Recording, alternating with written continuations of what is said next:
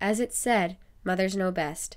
Waste not, want not is one piece of motherly advice that not only grows strong children, but could also help us find our way out of the current energy crisis.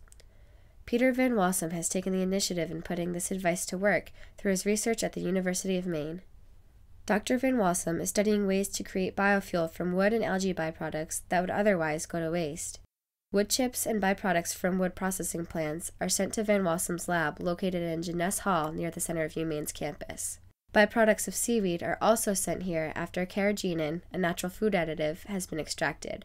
Typically, these so-called leftovers would go to waste, but in Dr. Van Walsum's lab, they have a new fate. We've done a lot of things with these wood extracts. We've shown that we can make ethanol, which is a standard sort of biofuel that you can make. And we're currently working on projects to make some biodiesel from these wood extracts.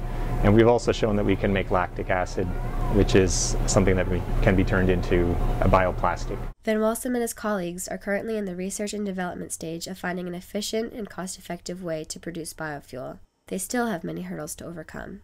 So we have a number of different approaches where we're trying to take the extract and make biofuels. And most of these processes work. And the question is getting the cost down to a point where it's low enough that it would make sense to do it economically.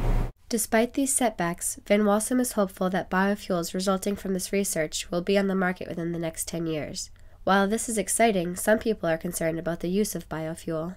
But it's a lot of impact on the earth, because every tree is a living being that's helping sequester carbon, and once it's dead, it's not sequestering carbon. So you're going to release the carbon the minute you burn it.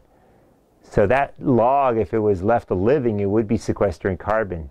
And even when it died, it would be releasing the carbon, but it would happen over like a 40, 50-year period, where when you burn it, it's instantaneously released into the atmosphere. Although the immediate release of carbon pollutes the air worse than many petroleum-based fuels, it is also true that the process of creating these biofuels is much more sustainable economically and ecologically than that of oil. It is local resource, which is a benefit. So there's pros and cons. We need to have some kind of liquid fuel.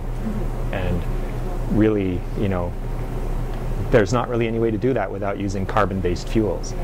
And the only renewable source of carbon is biomass.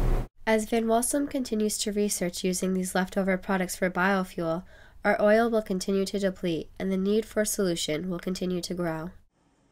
At the University of Maine, I'm Amy Becker.